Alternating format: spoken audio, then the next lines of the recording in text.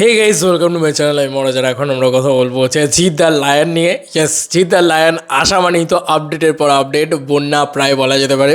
ধামাকেদার কিছু আপডেট পেয়েছি, যেটাই তোমাদের সাথে এখন শেয়ার করবো বন্ধুরা। এটা একটা দারুণ আপডেট আমাকে পাঠিয়েছে, তার মধ্যে আবার অর্জুন। এইটা মারাত্মক লেভেলের আপডেট আর কি বলা যেতে পারে। এই আপডেটটা দেখে আমি তো খুব এক্সাইটেড হয়ে গেছি।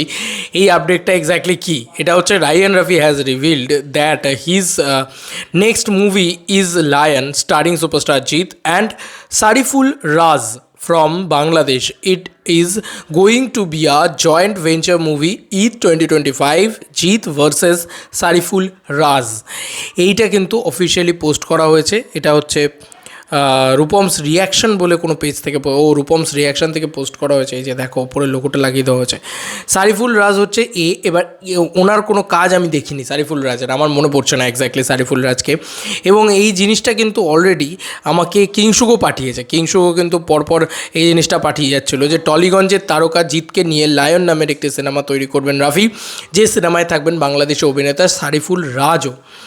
সারিফুল রাজকে নিয়ে খুবই এক্সাইটমেন্ট লাগছে, কারণ লুকটা বেশ ইউনিক দেখতে, লোকটাকে দেখতে খুব সুন্দর। আশা করি খুব একটা ডেঞ্জারাস হবে। এবার ভার্সেস যেটা বসিয়ে দেওয়া হচ্ছে সেটা কিন্তু সোশ্যাল মিডিয়াতে বসিয়ে দেওয়া হচ্ছে। এটা কিন্তু কোনো অফিসিয়াল ভেরিফাইড সোর্সেস থেকে কোনো আপডেট নেই যে সারিফুল রাজই কিন্তু ভিলেন হতে চলেছে, এমনটা নয়। যদি হয় তাহলে জিৎ ভার্সেস সারিফুল রাজ, এই জিনিসটা কিন্তু আমরা দেখতে পেতে চলেছি এই বাংলাদেশের সিনেমায় পার্টিকুলারলি। এবার দেখা যাক, এটা কিন্তু আউট অ্যান্ড আউট একটা বাংলাদেশের সিনেমা নয়, এটা প্রথম অনেক দিন বাদে যৌথ প্রযোজনার একটা ছবি। তুফান কিন্তু পুরোপুরি আদ্যপান্ত একটা বাংলাদেশের ছবি ছিল, যেটাকে পরবর্তীতে এসবিএফ এখানে ডিস্ট্রিবিউট করে এবং এখানে নিয়ে আসে। তুফান কিন্তু আদ্যপান্ত একটা বাংলাদেশি ছবি ছিল, কিন্তু এই ছবিটার ক্ষেত্রে কিন্তু জিৎ দ্য লায়নের ক্ষেত্রে কিন্তু এটা একটা যৌথ প্রযোজনা ছবি হবে। অনেক দিন বাদে জয়েন্ট ভেঞ্চারের একটা ছবি আমরা দেখতে পাবো, কিন্তু ইন্দো বাংলাদেশের দুই দেশেই রিলিজ পাবে একই দিনে একই ইয়েতে। জিদ্দার হাত ধরেই কিন্তু এই জিনিসটা আবারও হচ্ছে। আমরা সবাই জানি মানুষের সময় জিদ্দা কী ভালো একটা বিজনেস নিয়ে এসেছিলো বাংলাদেশ থেকে, এবং যথেষ্ট ভালো একটা বিজনেস হয়েছিল আর কি বাংলাদেশেও এবং এপার বাংলাতেও। দুই জায়গাতেও কিন্তু মানুষ মোটামুটি একটা ডিসেন্ট ব্যবসা করে একটা অ্যাভারেজ ভার্ডিক্ট পায়। It's not a flop. টাইমিংটা ভালো ছিল না, এটা তো আমরা সবাই মানি। এবং মানুষ ছবিটাও যে খুব একেবারে মারাত্মক কিছু ছবি ছিল এমনটাও নয়। চেঙ্গিস ছিল না মানুষ, ঠিক আছে, বুমেরাং ছিল না মানুষ। বুমেরাং কিন্তু হিট হয়েছে, সুপারহিট হয়েছে আর কি বলা যেতে পারে। চেঙ্গিসও কিন্তু সুপারহিট হয়েছে, আমরা সবাই জানি। তো ইতিমধ্যেই রায়ান রাফি তিনি কিন্তু এই ছবিটা করছেন। বা রায়ান রাফির আমরা সাকসেস রেশিও জানি, প্রত্যেকটা ছবিতে উনি হাত দিয়েছেন, প্রত্যেকটা ছবি শোনা ফলেছে। এবং তুফান ইটস আ বিগেস্ট রেকর্ড, মানে প্রায় 60 CR বক্স অফিস কালেকশন, মানে 60 কোটি টাকার বক্স অফিস কালেকশন শোনা যায়। দেখা যাক কী হয় না হয়। খুবই excited about Jeet Das next lion নিয়ে। এবং সারিফুল রাজ, আমি তো এক্স্যাক্টলি ওনার কোনো কাজ আগে দেখিনি, যে বাংলাদেশের এই অ্যাক্টরটির সম্পর্কে আমার ধারণাটি খুবই কম। তো আমার মনে হয় যে তোমরা যারা দেখেছো বা তোমরা যারা জানো বাংলাদেশ থেকে, যদি আমার এই ভিডিওটা কেউ দেখে থাকো, প্লিজ জানিও যে উনি কত বড় একজন মাপের অভিনেতা। নিশ্চয়ই বড় মাপের অভিনেতা, নাহলে রায়ান রাফি নিতেন না।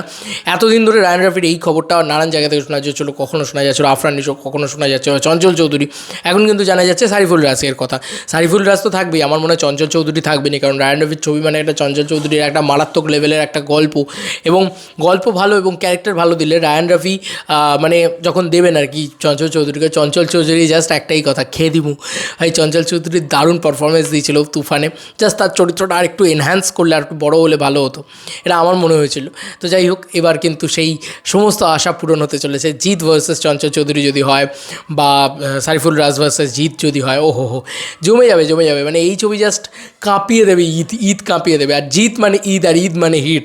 জিৎ দা ঈদে আসছে, আগের বছর আসেনি, তাই বছরটাই গোটা বছরটাই খারাপ গেছে। দেখো তুমি সে বছরে ছবিই ভালো চলেনি আর কি, কোনো ছবি সেরকমভাবে ভালো চলেনি। জিদ্দা যখন ঈদে আসবে না, দেখবে 2025 বছরটা কত ভালো চলে। চলো বন্ধুরা, নতুন কোনো ভিডিওতে দেখা হবে, ভাই।